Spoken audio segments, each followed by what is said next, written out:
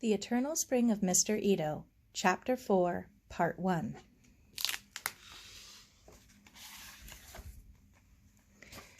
December 6, 1941. The stars at night are big and bright, deep in the heart of Texas. Sara sang as she brought her bonsai out into the weak December sunshine. It was still quite bare, of course. It was silly to expect anything else in the middle of winter. But in a certain light, she thought she could just see a sort of bloom along the branches, a promise of life beneath the uncompromising gray bark. She set it on the angawa, out of the wind, and tested the moss to be sure it had not dried out. It was cool and slightly damp to the touch. One by one, she carried the other bonsai from the dim tool shed into the sunny day. At last, only the aiguromatsu was left. She leaned against the tool shed bench, staring at it, trying to imagine anything living as long as this old pine had lived, strong and proud on its rocky base, its branches so serene above its struggling roots. She dared not touch it. It was too royal, too mysterious. She'd leave it for Mr. Ito. He'd be coming to work soon.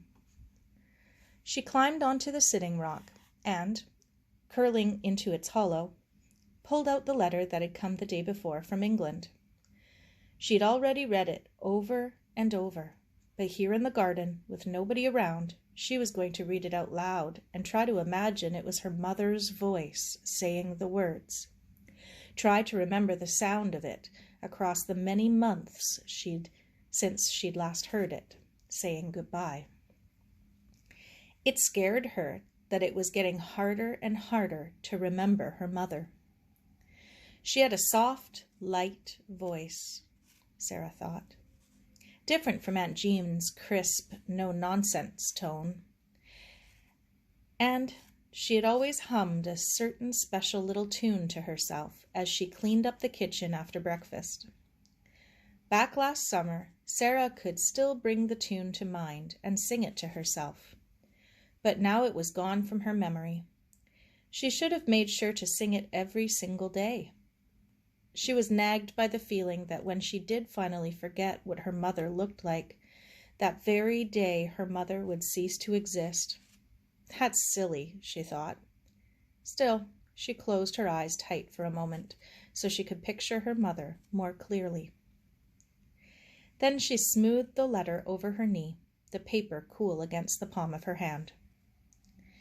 It was dated September 3rd, 3 months before, and 6,000 miles away, beyond all of Canada and all of the Atlantic Ocean, her mother's hand had smoothed this same piece of paper at her desk in the sitting room in Peterstone.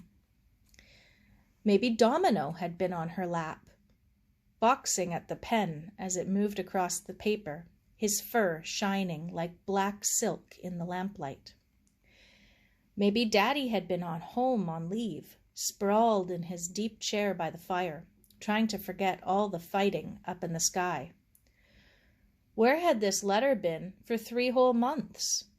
Uncle Duncan said she was lucky it had arrived at all, the way the German subs were sinking Allied shipping in the Atlantic. The news the letter contained was old by now, but she wasn't really interested in the news.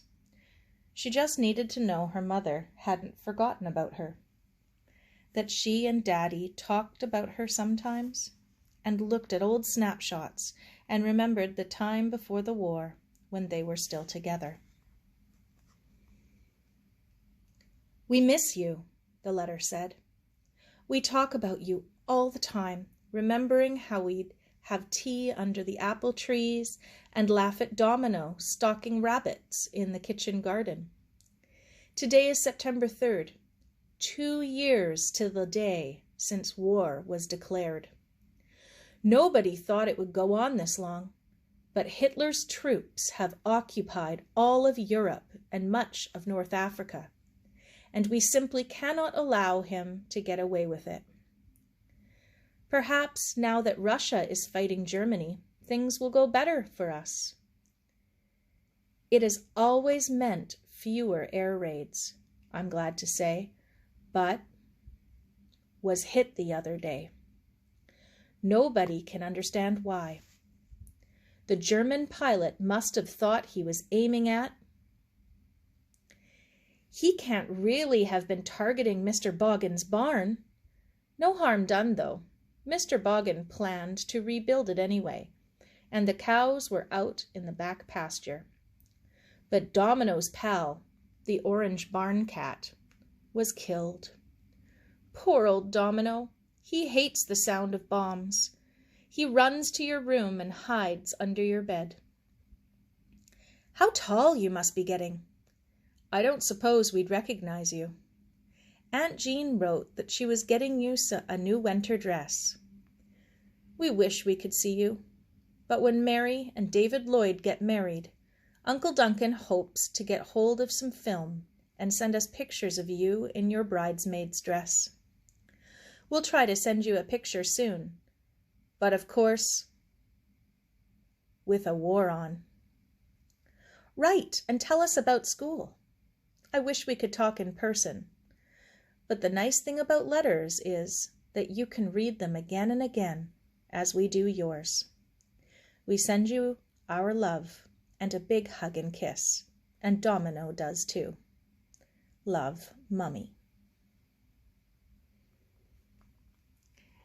Sara tried to stare through the blacked-out places in the letter, but her eyes could not penetrate the censor's ink. Funny to think there was some stranger sitting in a musty office somewhere in England whose job it was to pore over other people's letters and decide if what had been written would help the enemy. Sara pictured a Nazi spy lurking in the shadows behind Peterston's post office, waiting to steal her mother's letters for the vital information they contained. "Ach so," he'd mutter. "The cat's Domino no more liver has for his dinner to eat. This must mean the war the Germans are winning."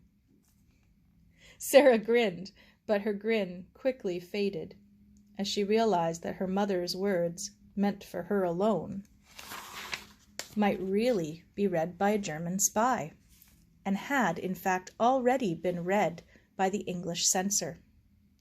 So the hands of a perfect stranger had smoothed this piece of blue paper, and the eyes of a perfect stranger had read her mother's words long before Sara got a chance to see them. Her mother always said, "Letters are private and never to be read without permission of the recipient." Well, nobody asked me my permission, Sara thought. The wars changed the rules. The sound of Mr. Ito's truck interrupted her thoughts. Fearless barked a welcome, and Mr. Ito got a stepladder out of the back and carried it down to the tool shed. Part 2 will be coming next.